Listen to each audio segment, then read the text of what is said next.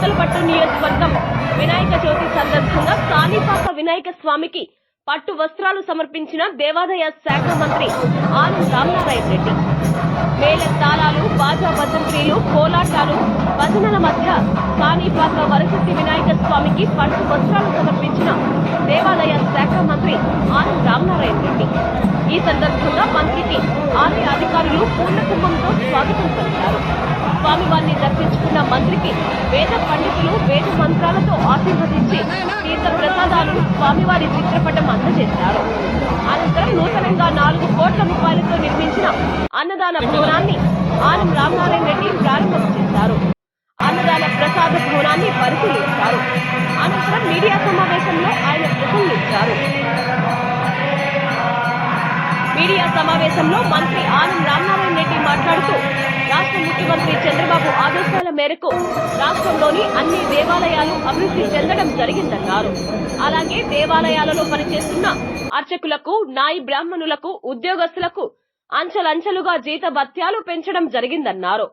ఆగమ శాస్త్ర పండితులకు ఆలయాలలో సముచిత స్థానం కల్పించడం జరిగిందన్నారు.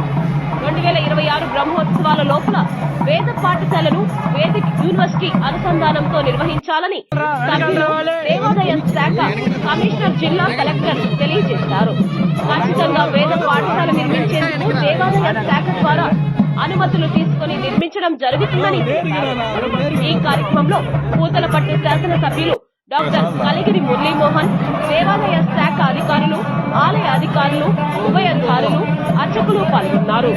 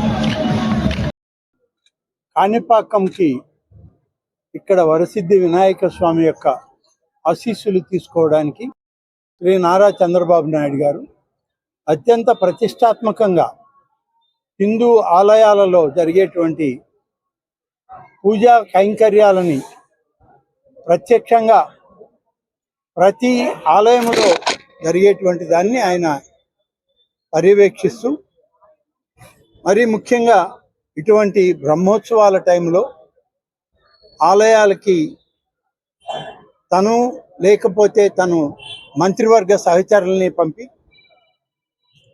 ప్రభుత్వం తరఫున పట్టు వస్త్రాలని స్వామివారికి ఇవ్వడం అనేటువంటిది ఆనవాయితీ. ఈ ఆనవాయితీలోనే ఈరోజు ఈ యొక్క కాణిపాకం వినాయక స్వామి యొక్క ఆశీస్సులు తీసుకోవడానికి రాష్ట్ర ప్రభుత్వ ప్రతినిధిగా నేను ఇక్కడికి రావడం జరిగింది. గడిచిన సంవత్సరం కూడా నాకే అవకాశం ఉండింది, కానీ కృష్ణానది పరివాహక ప్రాంతంలో వచ్చినటువంటి వరద బీభత్సంలో ఆనాడు మేమందరం అక్కడే ఉండిపోవడంతో స్థానిక శాసనసభ్యుల్ని, అధికార యంత్రాంగాన్ని ఇక్కడికి వచ్చి పట్టు వస్త్రాలు ఇవ్వమని చెప్పి ప్రభుత్వం నుంచి ఆదేశాలు ఇచ్చాం. మరి ఈ సంవత్సరం పూర్తి స్థాయిలో ఈ ఉత్సవాలలో పాల్గొనడానికి నేను ఇక్కడికి రావడం, స్వామివారికి ప్రభుత్వ లాంఛనంగా ఇచ్చేటువంటి పట్టు వస్త్రాలని స్వామికి సమర్పించడం జరిగింది. ఈరోజు స్వామివారి యొక్క ఆశీస్సులు ఆంధ్ర రాష్ట్ర ప్రజానీకానికి, హిందూ ధర్మాన్ని ఆచరించేటువంటి ప్రతి కుటుంబానికి విఘ్నేశ్వరుని యొక్క ఆశీస్సులు ఉండాలని, ఎటువంటి విఘ్నాలు లేనటువంటి సమాజ స్థాపన జరగాలి, అన్ని విధాలా ఈ రాష్ట్రం సర్వతోముఖాభివృద్ధిని సాధించాలని చెప్పి ఆ యొక్క వినాయక స్వామి వారిని అందరం కలిసి వేడుకోవడం జరిగింది. వచ్చినటువంటి సందర్భంలో స్వామివారి ఆశీస్సులతోటి ఈరోజు ఇక్కడ నిర్మాణం చేసినటువంటి ఈ యొక్క అన్నప్రసాద ఈ యొక్క హాల్ని దాదాపు 4 కోట్ల రూపాయలతో ఇప్పటికే దాన్ని అభివృద్ధి చేయడం జరిగింది. గతంలో ఈ అన్నప్రసాదం జరిగేటువంటి ఈ ప్రాంతంలో కేవలం రోజుకి 2500 మాత్రమే ఇందులో ఈ యొక్క అన్నప్రసాద వితరణ జరిగేది. ఈరోజు ఈ నూతన భవనం, నూతనంగా ఏర్పాటు చేసినటువంటి వంటశాల, ఇవన్నీ కూడా మెకనైజ్డ్ పద్ధతిలో ఉండాలి అనేటువంటిది ముఖ్యమంత్రి గారు ఇచ్చిన ఆశీస్సులతో, వారు ఇచ్చిన ఆదేశాలను అమలు పరుస్తూ దాదాపు 4 కోట్ల రూపాయల పైచిలుకు అయ్యేటువంటి ఈ కార్యక్రమాన్ని ఇవాళ ప్రారంభించడం జరిగింది. ఇదే కాదు, చిత్తూరు జిల్లాలో ముఖ్యమంత్రి గారి ఆదేశాలతో అనేక ఆలయాలకి రాష్ట్ర ప్రభుత్వం, కేంద్ర ప్రభుత్వం, దేవాదాయ శాఖ, అనేక మంది సంస్థలు కూడా, వాలంటరీ ఆర్గనైజేషన్స్ కూడా ముందుకొచ్చి ఆలయాల పునర్నిర్మాణ కార్యక్రమంలో పాల్గొంటారు. చిత్తూరు జిల్లాలో ఉన్నటువంటి చిన్న స్థాయి నుంచి పెద్ద స్థాయి ఆలయాల వరకు పూర్తిగా పునర్నిర్మాణ కార్యక్రమం చేసి ఆ దైవంకి నిర్వహించేటువంటి పూజాది కార్యక్రమాలు, కైంకర్యాలన్నీ కూడా ఆగమ పండితుల యొక్క ఆలోచనతోనే జరిగే విధంగా ఇవాళ ప్రభుత్వం పనిచేస్తాం. ఈ ప్రభుత్వం అధికారంలోకి వచ్చిన తర్వాత ముఖ్యమంత్రిగా చంద్రబాబు నాయుడు గారు ఒకే మాట చెప్పడం జరిగింది. ఆలయాల్లో జరిగేటువంటి నిత్య నైవేద్య పూజ కైంకర్యాలన్నీ కూడా ఆగమ పండితుల యొక్క పరిధిలోనే జరగాలి. పాలక వర్గాలు కానీ, అధికార యంత్రాంగం కానీ, రాష్ట్ర ప్రభుత్వం కానీ ఇందులో జోక్యం కలిగించుకోకూడదని చెప్పి ముఖ్యమంత్రి గారు ఆదేశాలు ఇచ్చారు. దాని ప్రకారం జీవో కూడా విడుదల చేయడం జరిగింది. దాన్ని అనుసరించే ఇవాళ రాష్ట్రంలో ఉన్నటువంటి వేలాది ఆలయాల్లో ఆ కార్యక్రమం నిర్వహిస్తూ ఉన్నారు. అంతేకాకుండా ప్రతి ఆలయంలో, ఆలయ ప్రాంగణంలోకి వచ్చిన వెంటనే మొట్టమొదట ఆలయం తలుపులు తెరిచిన వెంటనే ఆలయంలో మరి ఆ ఆలయానికి సంబంధించినటువంటి సుప్రభాత గీతాలు కానీ, స్వామివారి వేదోచ్చారణతో కానీ నిత్యం ప్రతి ఆలయంలో వాటిని నిర్వహించాలి. దాంట్లోనే స్వామివారి, అమ్మవార్ల యొక్క అన్ని ఆలయాల్లో కూడా పూజా కార్యక్రమాలు మైకులు బట్టి వినిపించాలని చెప్పి కూడా ఆదేశాలు ఇచ్చారు. ఆలయాలకు సంబంధించినటువంటి కార్యక్రమాల్లో అన్నప్రసాద వితరణ ఏ విధంగా జరుగుతుంది, అన్నప్రసాదం యొక్క పరిణితి ఎలా ఉన్నది, దాని యొక్క ప్రమాణాలు ఎలా నిర్వహిస్తున్నారనే దానిలో భక్తుల వద్ద నుంచే ప్రతిరోజు దానిలో మేము సర్వే టీమ్స్ని పెట్టి సర్వేల్లో తీసుకోవడం జరుగుతుంది. ఒక్కొక్కటిగా అన్ని ప్రక్షాళన అవుతూ ఉన్నాయి. ఇవాళ ప్రతి ఆలయంలో అన్నప్రసాద వితరణ అనేటువంటిది అన్ని ఆలయాల్లో కూడా జరగాలి. దాంట్లో ప్రమాణ పరిస్థితులను మెరుగుపరుచుకోవాలన్నది ఇవాళ ప్రభుత్వం యొక్క ఆలోచన. అంతేకాదు, అర్చకులకి గతంలో 10,000 రూపాయల పారితోషికం ఉంటే ఈ ప్రభుత్వం వచ్చిన తర్వాత 15,000 రూపాయలకి పెంచడం జరిగింది. ధూపదీప నైవేద్యాలకి గతంలో 5,000 రూపాయలు ఇస్తుంటే ఇప్పుడు 10,000 రూపాయలను చేసి దాదాపుగా 5,250 ఆలయాలకి ధూపదీప నైవేద్యాలను ప్రతి నెల 1వ తారీఖు వచ్చేటప్పటికి వాళ్ళ బ్యాంక్ అకౌంట్లకు పంపిస్తూ ఉన్నాం. నాయీ బ్రాహ్మణుల యొక్క వాళ్ళ ఆదాయాన్ని పెంచడానికి కూడా గతంలో లేనటువంటి విధంగా ఇవాళ 25,000 రూపాయలు ప్రతి మాసం వాళ్ళకి పారితోషికం వచ్చే విధంగా ఏర్పాటు చేయడం జరిగింది. వేద పండితులు, వేదాన్ని అధ్యయనం చేసినటువంటి అనేక మంది వాళ్ళ వేద పండితులు ఉంటే వేద పండితులకి సరైనటువంటి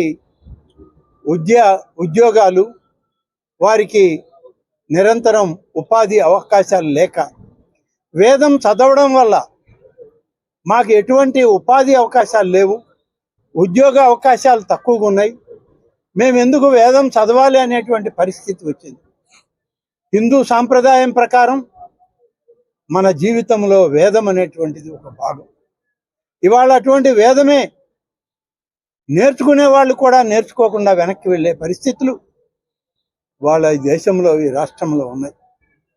దీన్ని గమనించినటువంటి గౌరవ ముఖ్యమంత్రి గారు వేదాన్ని అభ్యసించి వేద పఠనం పూర్తి చేసి దానికి సంబంధించినటువంటి సర్టిఫికేట్ పొందితే 3 సంవత్సరాలు ప్రతి నెల ఒక్కొక్క వేద పండితుడికి అర్హత కలిగిన వాళ్ళకి 3,000 రూపాయల లెక్కన సంభావన కింద ప్రతి నెల ఇస్తే ఈ విధంగా ఇవాళ విడిపోయిన ఆంధ్రప్రదేశ్లో 600 మంది వేద పండితులకి ఇవాళ సంభావన, వాళ్ళు ఏ పనైనా చేసుకొనివ్వండి, 3,000 రూపాయలు ఇస్తుంది.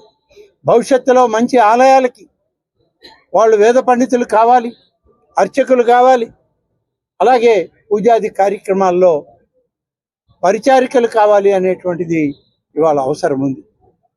లోనే 500 ఉద్యోగాలను ఖాళీలుగా ఉన్నాయి. అది అర్చకుల దగ్గర నుంచి ఆఫీస్ కార్యక్రమాలకు వాడేటువంటి అటెండర్లు, వాచ్మెన్లు, స్వీపర్ల వరకు కూడా దాదాపు 500 ఉద్యోగాలు ఖాళీగా ఉన్నాయి. గడిచిన అనేక సంవత్సరాలుగా గడిచిన ప్రభుత్వం వాటిని భర్తీ చేయక నిర్లక్ష్యం చేసింది. ఇవాళ ఈ ప్రభుత్వం 500 ఉద్యోగాలని అటు పరిచారికలే కాదు, వేద పండితుల ఉద్యోగాలే కాదు, ప్రభుత్వంలో అడ్మినిస్ట్రేషన్లో పనిచేసేటువంటి అధికారులు అన్ని పోస్టులు ఫిలప్ చేయమని చెప్పి ముఖ్యమంత్రి గారు ఆదేశాలు ఇచ్చారు. త్వరలోనే దేవాదాయ శాఖ వాటన్నిటిని భర్తీ చేయడానికి నోటిఫికేషన్ ఇవ్వబోతుంది అని చెప్పి నేను ఈ సందర్భంగా తెలియజేస్తున్నాను. ఆంధ్రప్రదేశ్లో ఉన్నటువంటి కూటమి ప్రభుత్వం దైవ చింతన పట్ల, ఆధ్యాత్మిక భావాల పట్ల, భగవంతుని పట్ల ఒక మంచి ఆలోచనతో హిందూ ధర్మానికి, సనాతన ఆచారాలకి, సనాతన ధర్మానికి ప్రాధాన్యతనిచ్చి ఈ రాష్ట్రంలో ఉన్నటువంటి హిందూ బంధువులందరూ ఆధ్యాత్మికంగా తెలుగు వాళ్ళందరూ మంచి నడవడికతో స్వపరిపాలనలో భాగస్వాములు కావాలని చెప్పి తీసుకున్న నిర్ణయాలని ఇవాళ దేవాదాయ శాఖ ఇవాళ అమలు చేస్తూ ఉంది. అలాగే దేవాలయాలకి ఉన్నటువంటి పాలక వర్గాలని ఇప్పటికే దాదాపు 600 ఆలయాల పాలక వర్గాల్ని పూర్తి చేశాం. ఇంకా ఒక 300 ఆలయాల పాలక వర్గాల్ని చేయడానికి మేము నోటిఫికేషన్లు ఇచ్చాం. త్వరలోనే వాటిని భర్తీ చేయడం జరుగుతుంది.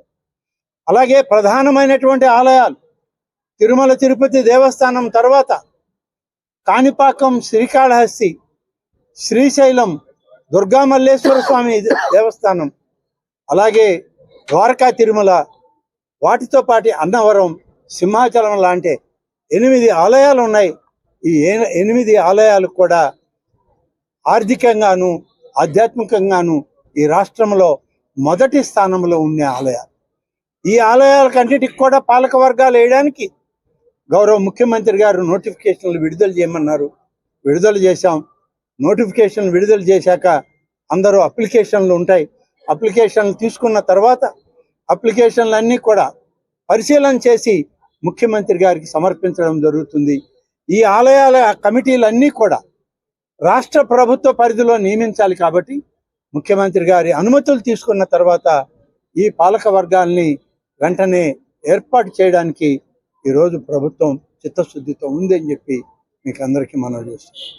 కాబట్టి ఇవాళ పవిత్రమైనటువంటి ఆలయాల శోభాయమానంగా ఇవి హిందూ ధర్మానికి, సనాతన ఆచారాలకు, ప్రభావాలకి కట్టుబడి ప్రతి ఒక్కరం కూడా ఈ ఆలయాలన్నింటినీ కూడా ప్రజలకి దగ్గర కావాలి, చేరువ కావాలి. ఆ ఆధ్యాత్మిక భక్తితో ఆ కుటుంబాలన్నీ ఆ దేవుని యొక్క, అమ్మవారి యొక్క చలువతో వాళ్ళకి మంచి జరగాలని చెప్పి ఈ ప్రభుత్వం నిరంతరం తప్పిస్తూ ఈరోజు ఈ వినాయక చవితి పర్వదినాన మేమందరం ఇక్కడికి వచ్చాం. ఈ వినాయక చవితి పర్వదినాన ఈరోజు ప్రభుత్వ ప్రతినిధిగా, అలాగే మా శాసనసభ్యులు, మా కమిషనర్ గారు, మా జిల్లా కలెక్టర్ గారు, ఇతర అధికారులు, ఇతర ప్రజాప్రతినిధులు అందరం కలిసి మేము ఆ వినాయకుని కోరుకున్నది ఒక్కటే, ఆంధ్ర రాష్ట్ర ప్రజానీకానికి సర్వతోముఖాభివృద్ధి కావాలి. సంక్షేమం, అభివృద్ధి అనేటువంటిది 2 కళ్ళుగా ఈ రాష్ట్ర ప్రభుత్వం ముందుకు నడిపించాలి. విడిపోయినటువంటి ఆంధ్రప్రదేశ్ అన్ని విధాలా వెనుకబడ్డాం. ఇవాళ ముందడుగు వేసేదానికి ఎటువంటి విఘ్నాలు లేకుండా మమ్మల్ని ఆశీర్వదించి దీవించి ముందుకు నడిపించు తండ్రి అని కాణిపాక వినాయక స్వామిని రాష్ట్ర ప్రభుత్వం తరఫున, ప్రజల తరఫున, ముఖ్యమంత్రి గారి తరఫున మేమందరం వేడుకోవడం జరిగింది. స్వామివారి ఆశీస్సులు నిండుగా మెండుగా ఈ రాష్ట్ర ప్రజలకి దక్కాలని చెప్పి కోరుకుంటూ నేను ఈనాడు ఈ ప్రయత్నంలో మీ అందరి దగ్గర సెలవు తీసుకుంటాను. జై. రాబోయేటువంటి వినాయక చవితిలోగా వేద పాఠశాలని ఇక్కడ ప్రారంభించడం జరుగుతుంది ముఖ్యమంత్రి గారి ఆశీస్సులతో. ఇప్పటికే ప్రతిపాదనలు మాకు చేరాయి. లోపల అన్నప్రసాదంలో జరిగేటప్పుడే మా కమిషనర్ గారు, శాసనసభ్యులు, జిల్లా కలెక్టర్ గారు అందరూ కూడా చెప్పడం జరిగింది. వేదిక్ యూనివర్సిటీ ఉంది ఆంధ్రప్రదేశ్లో. వేదిక్ యూనివర్సిటీ యొక్క అనుమతులు తీసుకొని ఇక్కడ వేద పాఠశాలను ప్రారంభించడానికి ఈ యొక్క కాణిపాకం దేవస్థానం యొక్క అనుమతులు, దేవాదాయ శాఖ అనుమతులతో వేద పాఠశాలను ప్రారంభించడం జరుగుతుంది.